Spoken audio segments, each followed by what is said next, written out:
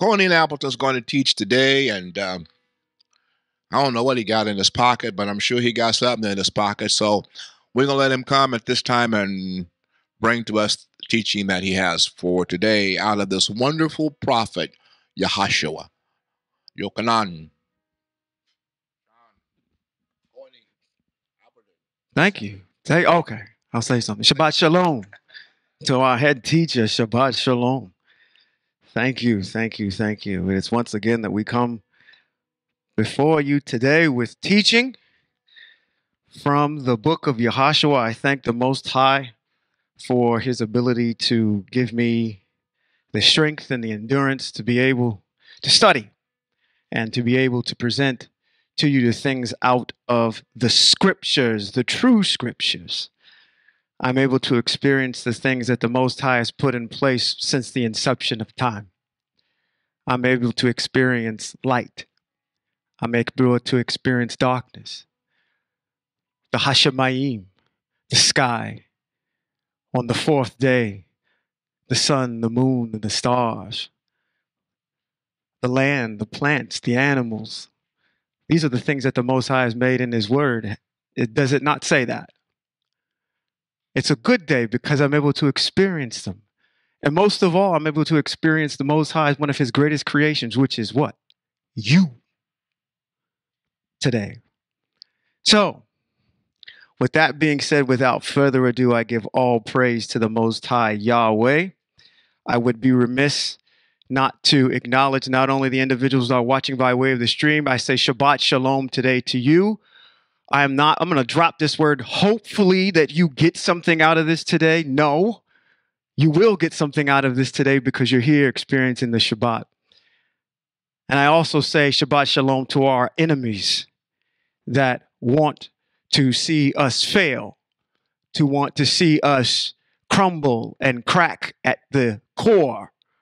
I say Shabbat Shalom to you today as well, because you're here. The Most High brought you here, and hopefully you get something out of this as well. All right? Amen?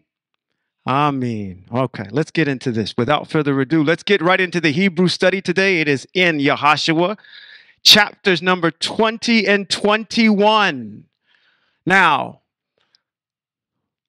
it's funny to me that I did 5 chapters the last time I spoke, and I spent probably an hour plus up here with 10 pages worth of notes for 5 chapters.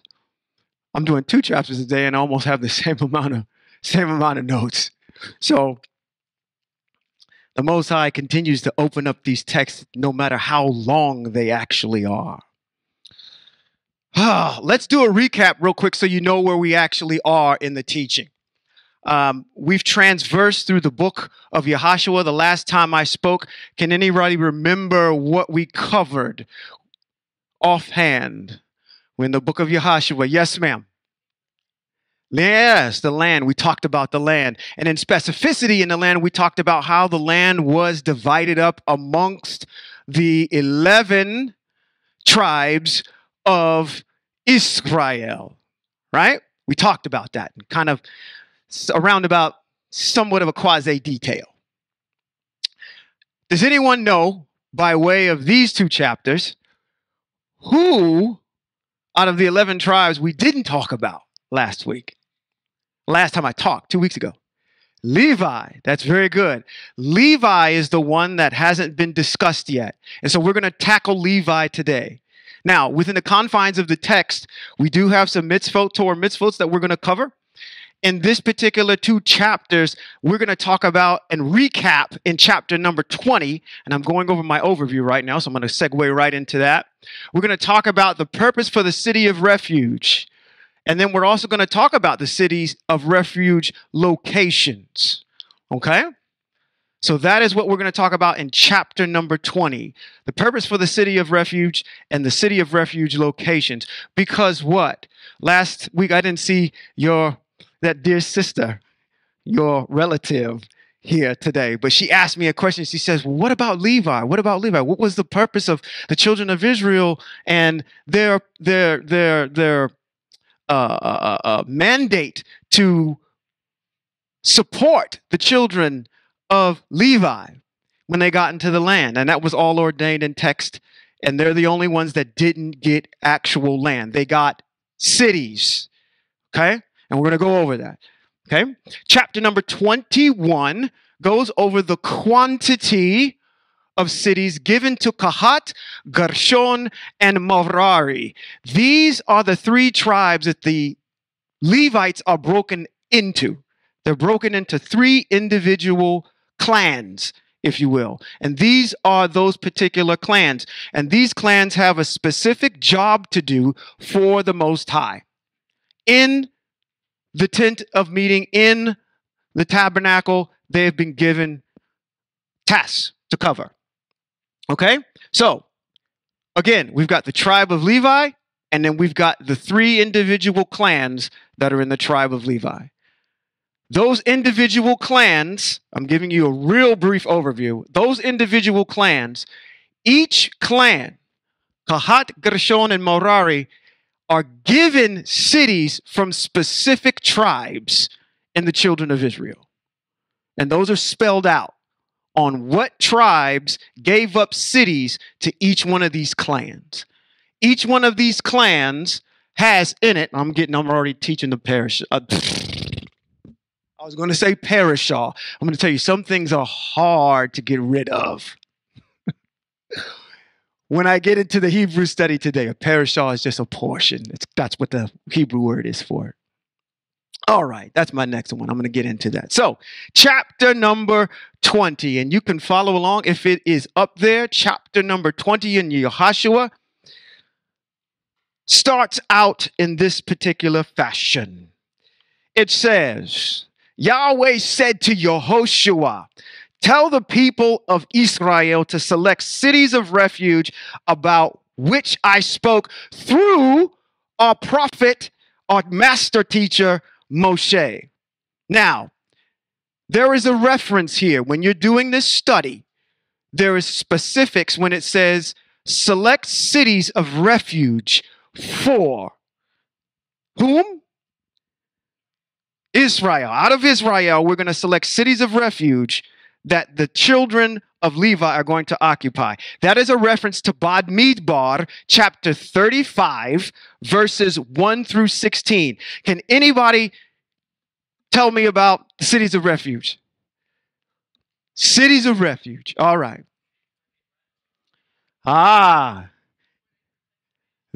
That's right. Protection. That's right. It's for individuals. It's a specific piece why there's a city of refuge. We're going to get into that. But yeah, it's for protection for the individual who has committed a murder and did it didn't do it with maliciousness and didn't do it with intent. I did it on mistake.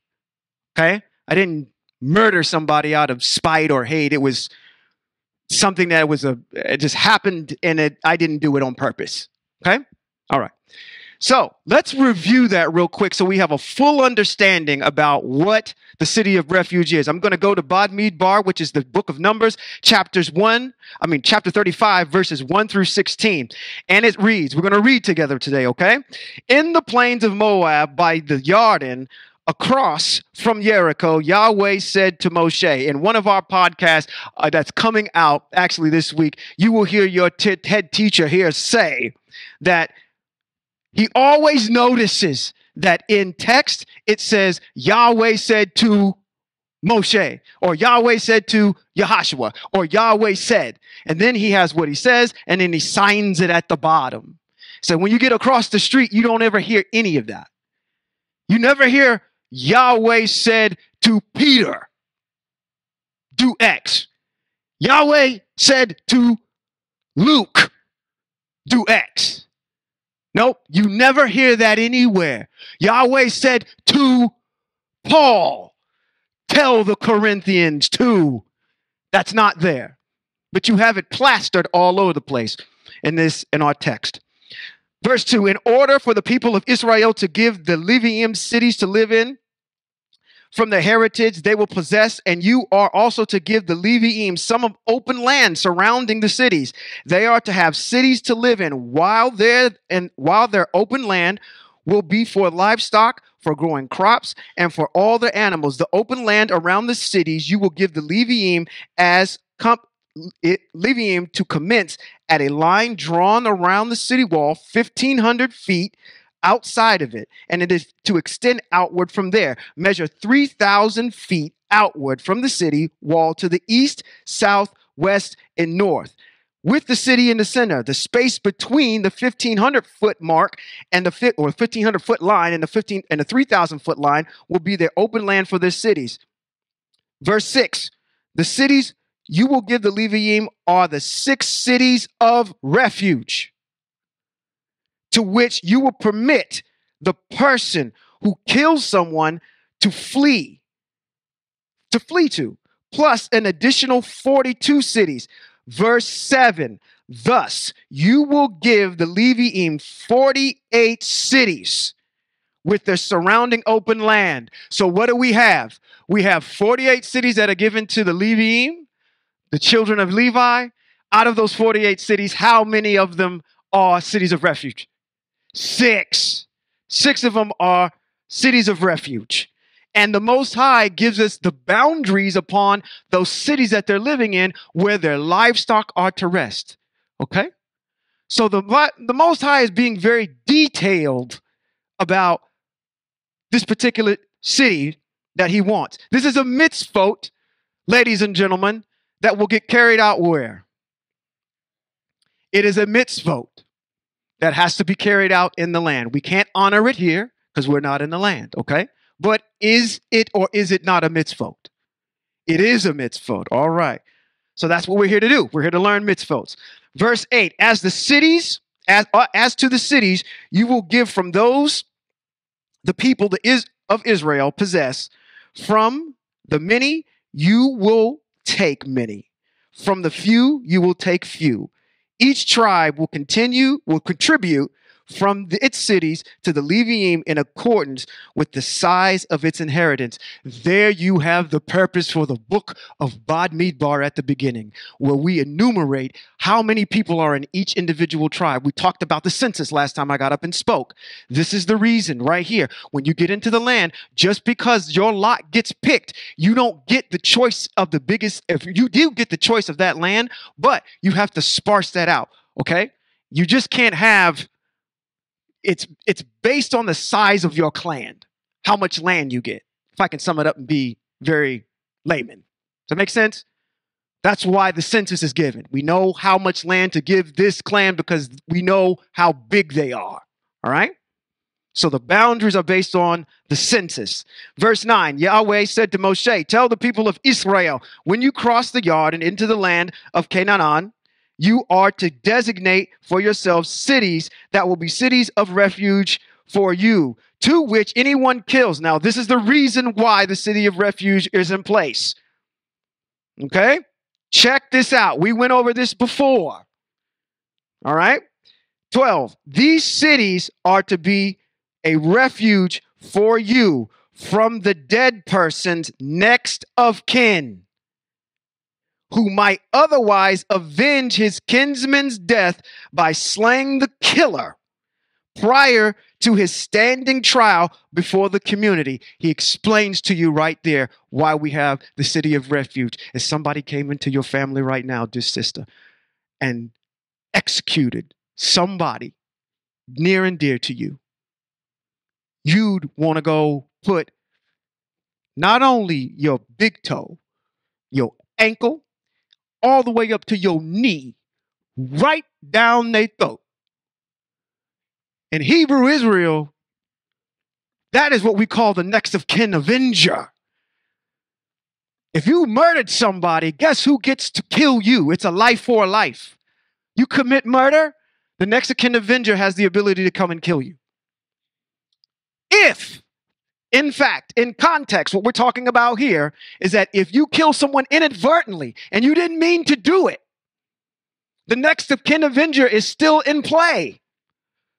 But you have the city of refuge where that person can go and hide. Well, not hide, but wait and stand trial. Okay? So they're protected from the next of kin avenger. So on one instance, You kill somebody maliciously, the next of kin avenger can kill you.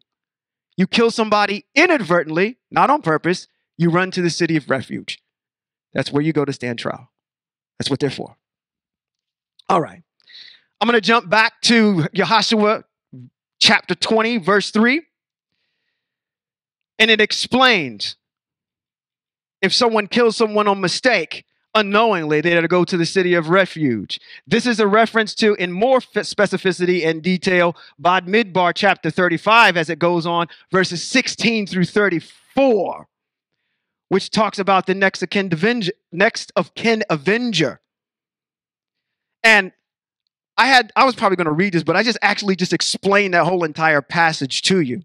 Now, what's interesting about this particular piece is we'll get to it at the end, I believe.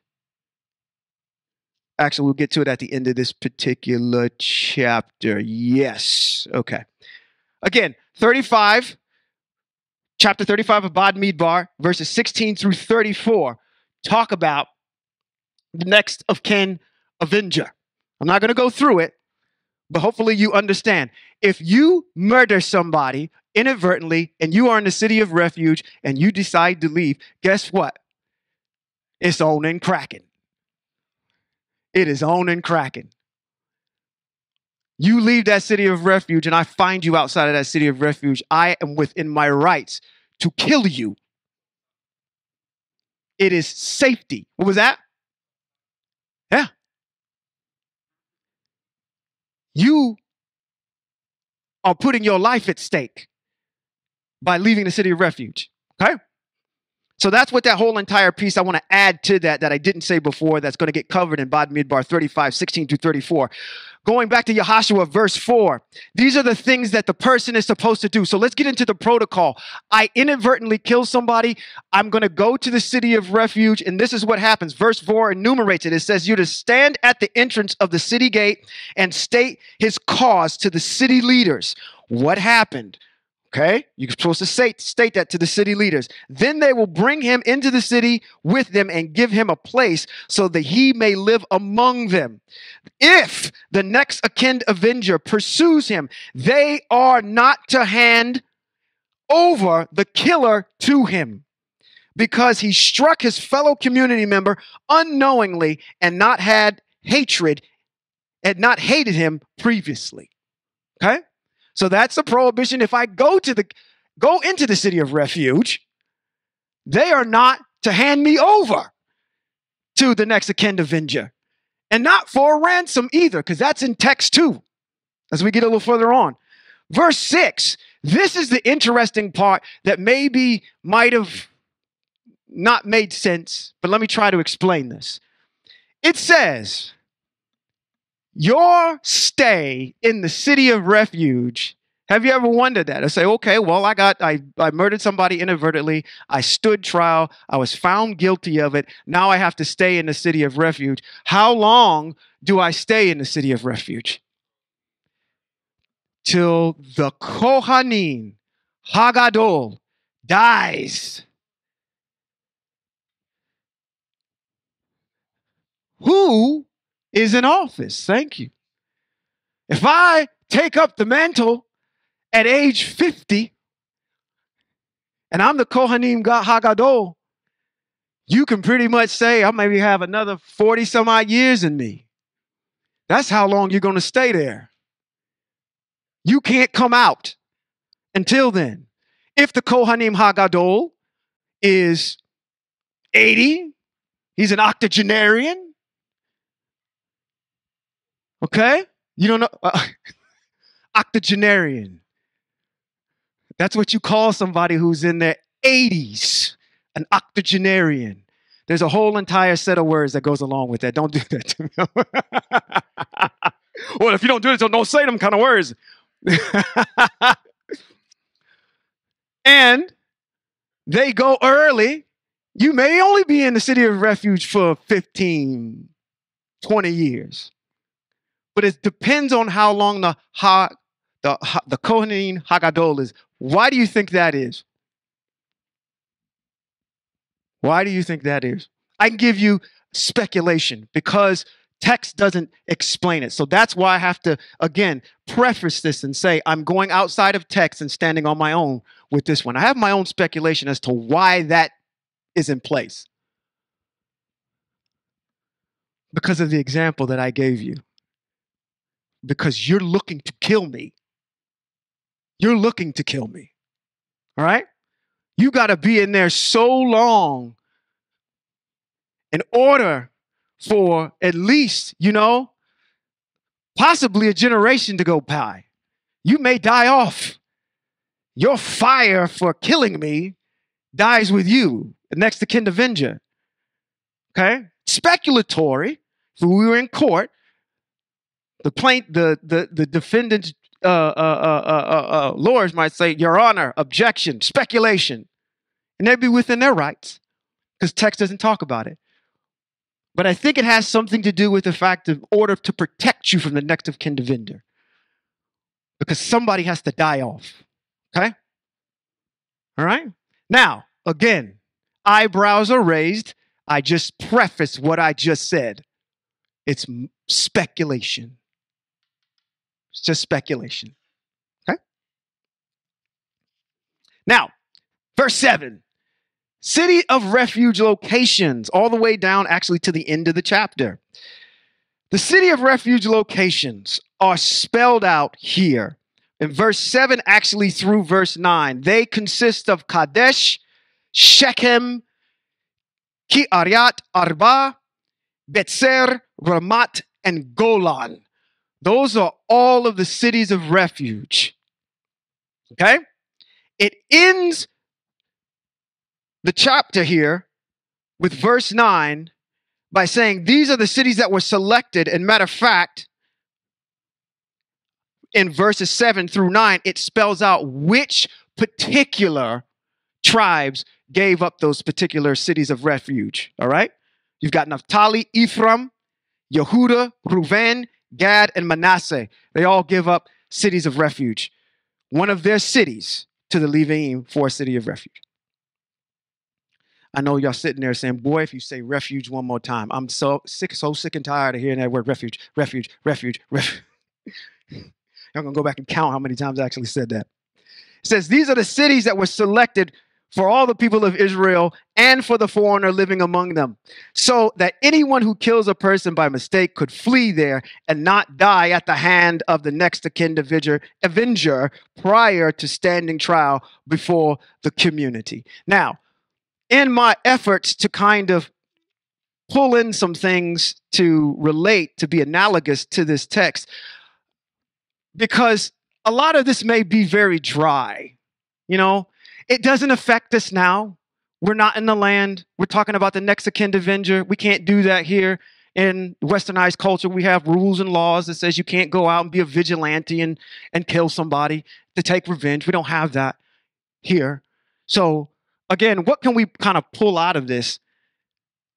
Number one, we talk about the mitzvot, so we're ready and prepared when we go back into the land. But I saw a big glaring contradiction to where we are right now and what we can expect in the land. Can anybody possibly speculate, knowing about the next of kin avenger, knowing about the place of refuge, the difference between westernized culture and Hebrew culture?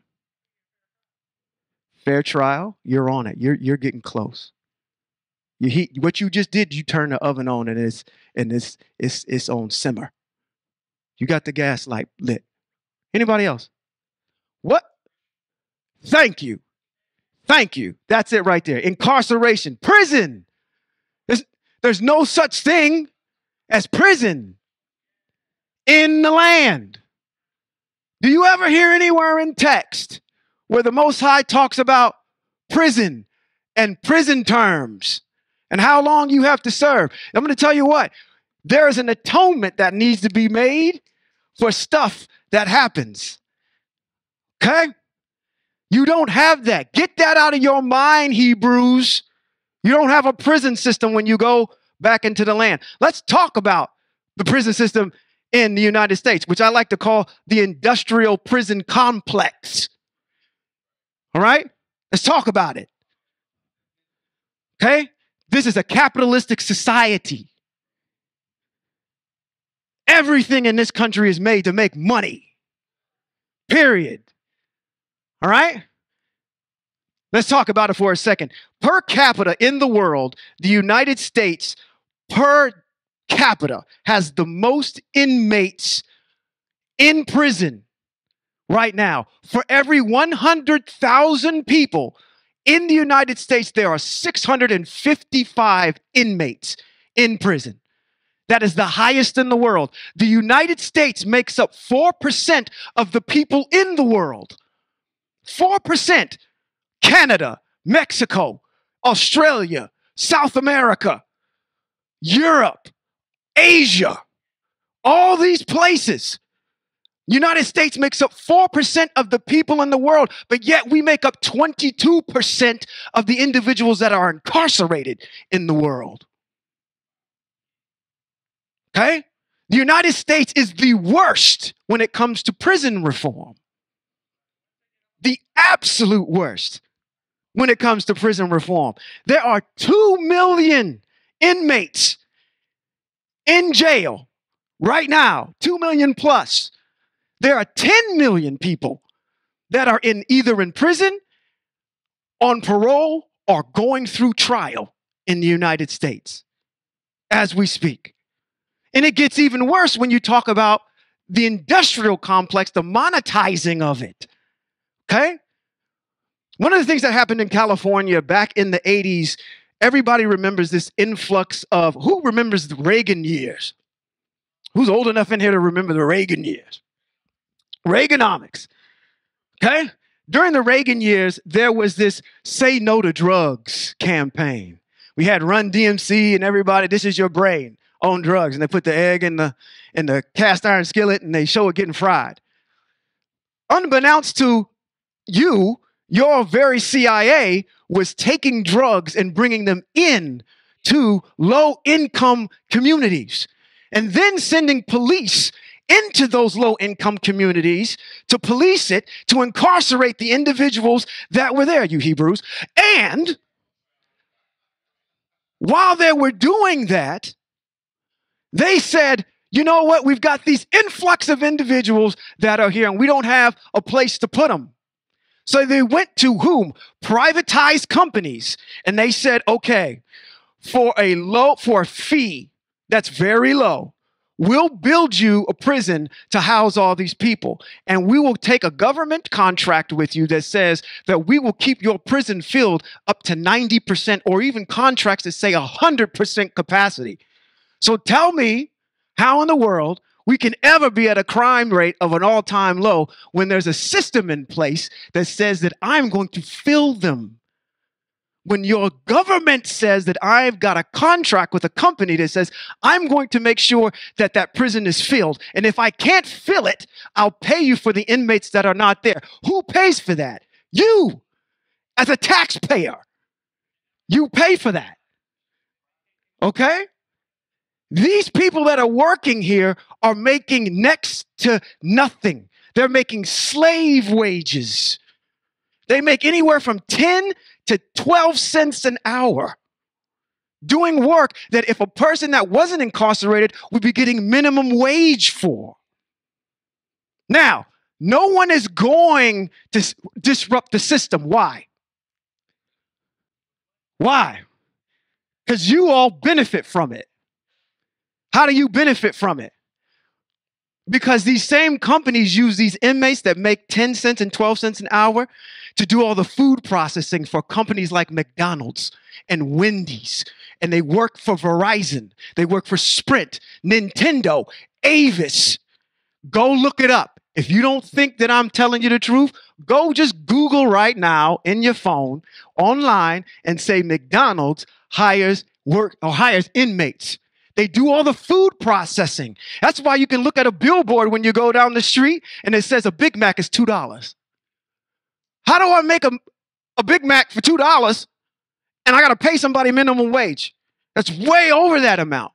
How do I manufacture something so cheap and still make a profit off of it? It's cheap labor. They use inmates to do it. Why am I bringing all this up? Because, because I want you to understand that the Most High's law, the way that he's done things, is perfect, where you don't have this capitalistic greed element in there. We're to be compassionate to people. If they do something wrong, there's a place for you to go. There's a place for you where you can seek refuge and not be exploited like it does here in westernized culture. Okay? Master mindset needs to get flipped. Okay? When we're talking about Hebrew Israel, we operate completely different from those individuals that have rule over us. And I'll just add this little bit too. Why don't we see prison reform in the United States? Your politicians got a hand in it too. Where do you think their money comes from for their campaigns? From these same privatized companies that are actually making sure these prisons are full. So I just want you to just slow down on that bill when it comes to prison reform. Don't act so quick. Oh, and by the way, take this money on the side. Right? Right. Our way of thinking, the way Most High's way of thinking is not the same. It is like in this country, we have capitalized on criminalizing low-income neighborhoods. That's what we've done. We have made it profitable. Moving on. Chapter number 21, now that we're all friends. Chapter number 21 gets into the tribe of Levi and their cities. Now, it's good to review in order to go through this chapter. We're not going to do it now. Bamidbar chapter 4. This explains what each one of the clans, and who are they? The Kahat, Gershon, and Merari. Those three clans, what they actually carried and did, what their purpose was for the tent of meeting and how they served. Bamidbar chapter 3, which is Numbers, verses 22 through 37, explains how each tribe was positioned around the tent of meeting. And this is just going back to kind of get you acclimated that, again, why do we need to know this? Why do we need to know this? Okay, this is history that I'm talking about right here. But again, if you don't pull anything out of this, understand that your Most High is very specific. Okay? Kahat is down to the south with Gad, Simeon, and Reuven. Gershon on the west side with Ephraim, Manasseh, and Benjamin. Merari to the north with Dan, Asher, and Naphtali. And then you have Aharon and Moses out of the Levites that surround the tabernacle. They're on the east side with Yehuda, Issachar, and Zebulun. All right? And we all know when the children of Israel moved, they moved to where Dan is the last one that's following out as they go out. Okay? That's all in text. You can review that. And I gave you those scriptorial references so you can go back and take a look at those. Verse number 1, chapter number 21. It says, the leaders of the ancestral clans of the Livi'im approached Eleazar and Yehoshua. Listen to what I'm getting ready to say, because I'm going to tell you what the demographic of this group is right now. It says, the leaders of the ancestral clans. Are we clear? Leaders of the clans. How many clans do we have? 12. All right, good. Approach Eleazar, the Kohen, and Yehoshua, the son of Nun, and the leaders of the ancestral clans of the tribes of the people of Israel in Shiloh. And they said, Yahweh ordered through Moshe that we are given cities to live in. Again, this is a reference back to Bamidbar, chapter number 35. It says, Israel gave the Levi'im the following cities. Now, in verses 4 through 8, it enumerates Kahati, Gershom, and Merari, how many cities out of those 42 or 48 cities, how many each one of them got. Because before I just said they got 48 cities, right? Out of each one of the clans. There's 3 clans, but I told you 48 cities were given to them. Verses 4 through 8 enumerate how many cities each one of the clans actually got. Okay? So Kahat got 23 cities. Gershom got 13, and Merari got 12. That's what you're going to learn in that particular set of verses. All right? This is going to go fairly quick, and I'm almost done.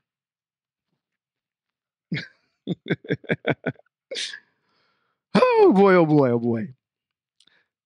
Verse 9, all the way through, I would say, verse 26, talks about the cities that were assigned to Kahat.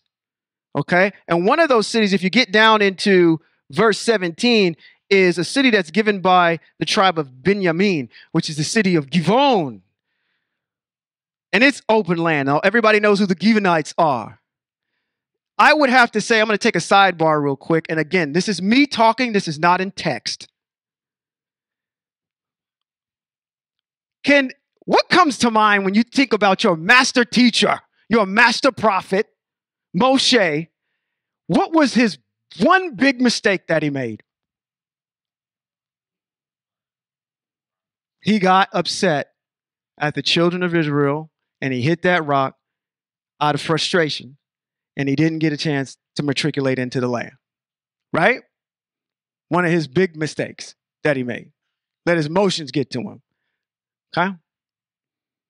I would say here, in my estimation, that one of the biggest mistakes that, if only a mistake that I had to point out that Yahushua did, and it was under the guise of deception, so I kind of give him a pass on this, was the fact that these Givonites should have been wiped out.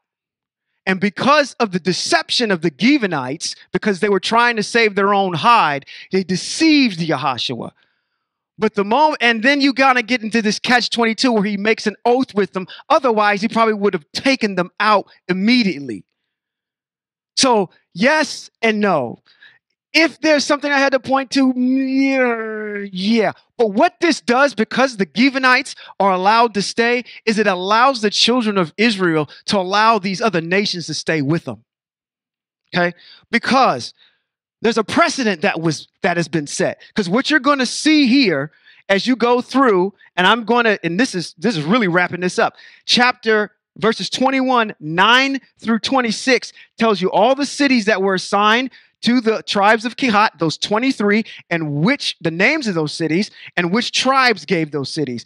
Verses 27 through 33 outlines all of the cities that were given to the tribe of Gishon, or the clan of Gishon, and then verses 34 all the way to 40 tells you about all the cities that were assigned to Merari, and which ancestral clans, which is Zebulun, Reuven, and Gad, which cities they gave them.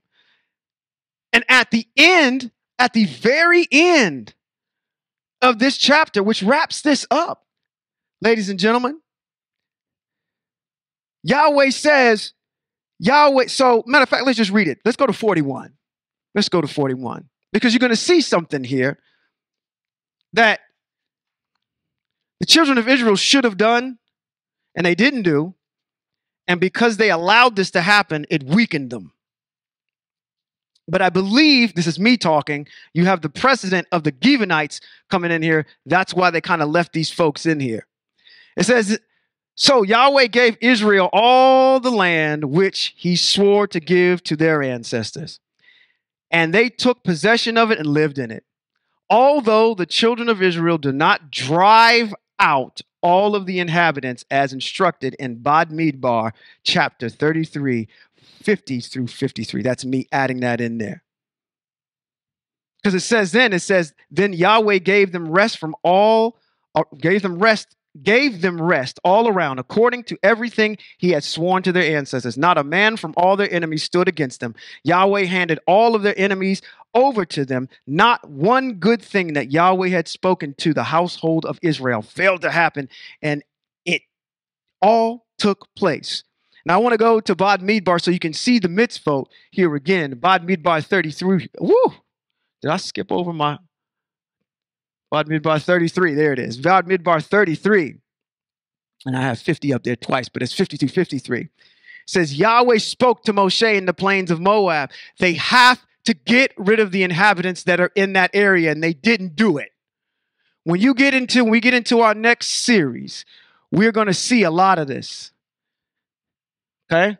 But let's read it. It says, the mitzvot states, folks, when we get back into the land, this is so when we get back there, we don't make the mistake that our ancestors did.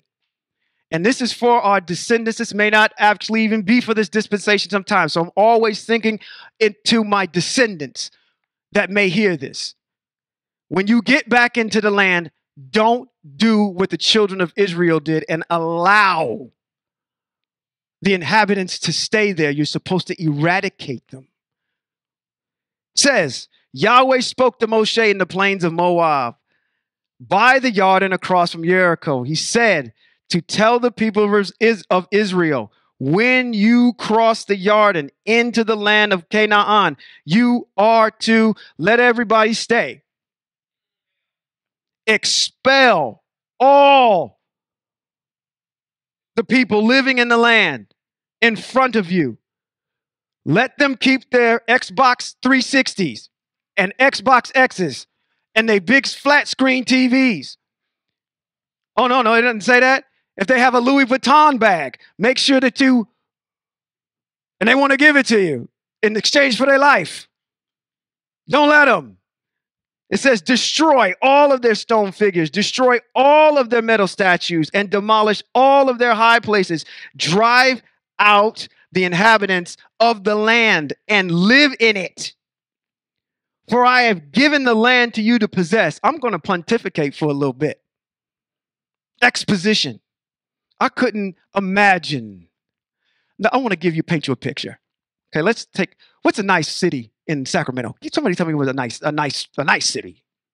What you would consider nice? Upper end. Side, you consider South Side Sacramento?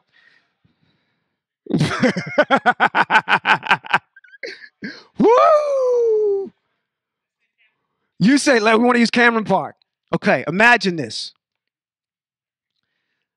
The Most High goes in and does his work in Cameron Park, softens them up, sends in some hornets, gets the people, drives them out, tells you, when you get into Cameron Park, drive them all out.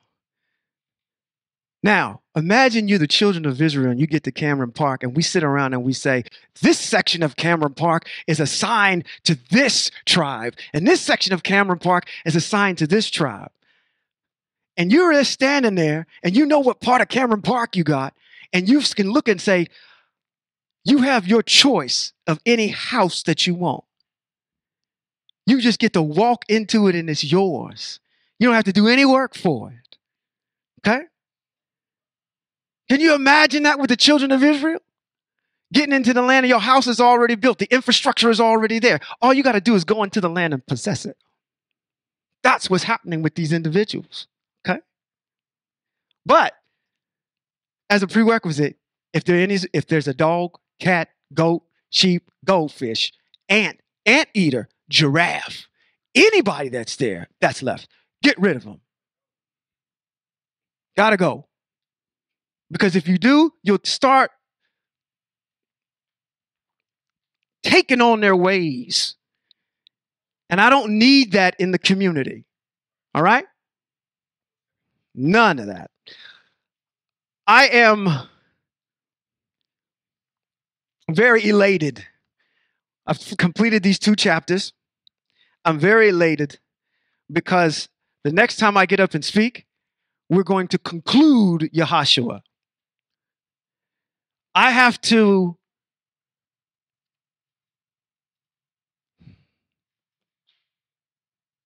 I'm always reminded. I've sat in this congregation so long.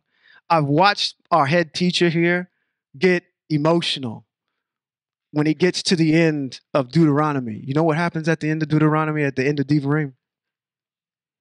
Moshe dies. The master teacher, the master prophet dies on top of the mountain. Not to say that I'm going to get emotional, but I'm saying that there's a lot of gravitas in these last 3 chapters as we go from 22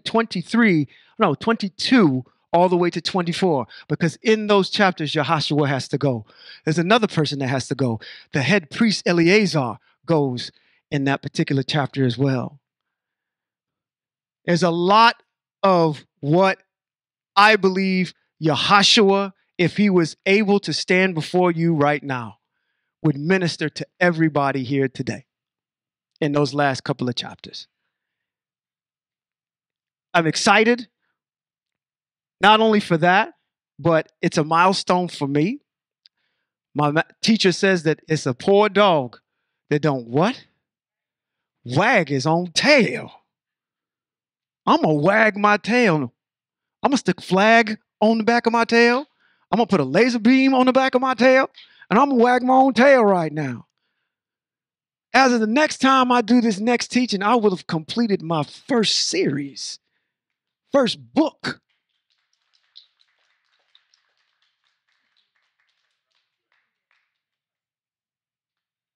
I've learned so much from my ancestor. Jehoshua is a military juggernaut. He's our General Patton. He's a no-nonsense person. He doesn't care about your failures or your successes. His only job is to get the children of Israel into the land. That's his only job. I look at how the Most High has designated leaders for specific times. I talked about it last time when I talked about Elisha and Elisha. How at that particular time, the children of Israel needed somebody that could work signs and wonders. At this particular dispensation of time, prior to this, actually, the Most High gave them Moshe, who was a Messiah for them.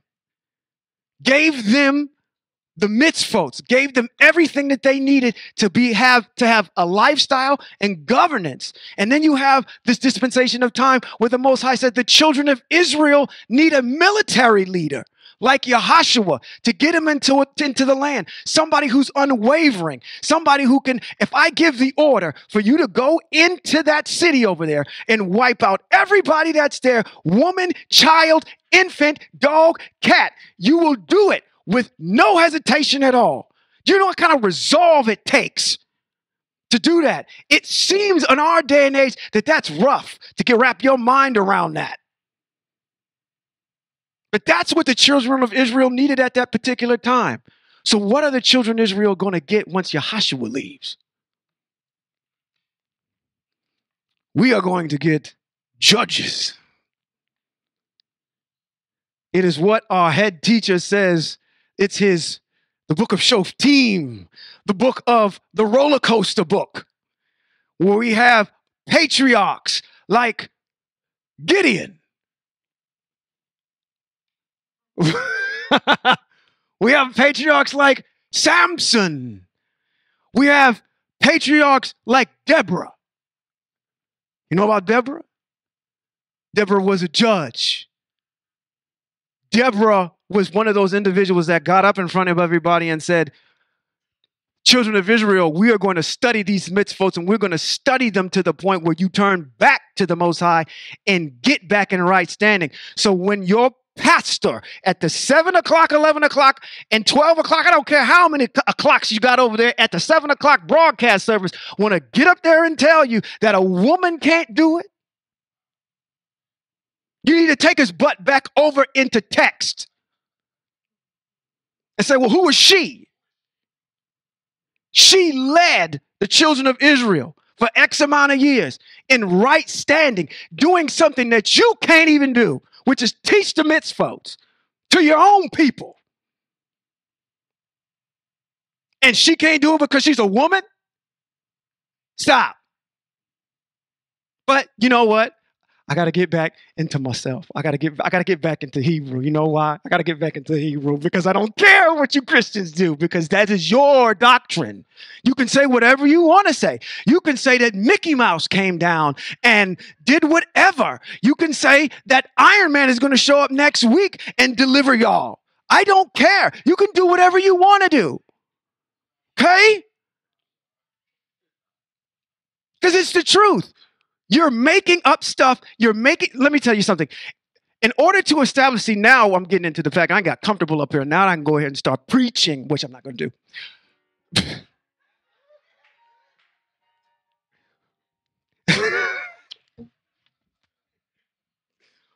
Oh, my goodness gracious. You got me? You got my back? You got my back up here? I'm going to leave you with this, just so you have food for thought. Christians, those of you that are Messianic, that are still holding on to Yeshua, because I got to throw you in there too. Without this one word, your text has no power. You want to know what that word is? Analogy. Everything they do has to be analogous to something we have. For example, Jesus is our Passover lamb. No, he's not. Where was that in text? You are making something, you're taking your text and making an analogy in order to prove the validity of yours. Okay? Hasatan is the devil was in the Garden of Eden and he talked to Eve. First of all, the text doesn't even say anything about the devil being in the garden. It talks about a serpent.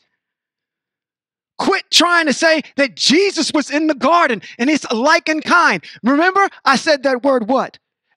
Analogous, analogy. Put it in proper context and teach people from that standpoint. Afford them the opportunity, church leaders, Messianic leaders, to tell them this is Greek doctrine, this is Hebraic doctrine. You choose between the two. If I was in a court of law and I heard you speak, I would say this: objection, Your Honor, leading the witness. Because that's what you're doing. You're brainwashing them in a way to think that this is the way it should be, without presenting both sides of the story. So people can decide between your demigod or the Most High. Okay? Analogy. Analogous. Without it, you have no power. Zero. You have to stand on your own scriptures, and we all know that you will be falling. Oh my God. You can't stand on it because there's so many holes in the floor. Yeah, exactly. Falling over. So with that, we've concluded chapters number 20 and 21 of the book of Yahashua. The next time I speak, I will conclude with 22, 23, and 24. Something was said that hopefully ministered to you today. I know it did. I don't have a hope, because anytime that we read Most High, anything the Most High is given in his text, we learn something beneficial for us. I thank the Most High for this day. I thank the Most High for this opportunity to be able to stand before you. So, with that, I am going to give our Arianic benediction as many times as I've given this. I still need to read it off the screen. Hebrew Israel, you are precious to the Most High. You need to continue to walk in his ways. Cling to him, not to the left or to the right, but to the way that has been laid out before us. We don't have to figure it out. All we have to do is just walk in the ways of the Most High. I want to bless everyone that's here. and underneath the sound of my voice by way of the stream. Bamidbar, chapter 6, verse 24 through 26 reads, Yivarekaka Yahweh v'yishmareka Yair Yahweh panav eleka v'huneka Yisar Yahweh panav eleka v'yasham laka shalom. Which simply says, may Yahweh bless you and keep you. May Yahweh make his face to shine upon you and show you his favor. May Yahweh lift up his face towards you and give you shalom, which is peace. And to that, I say thank you, Hebrews in exile. You know what we do. Let's go.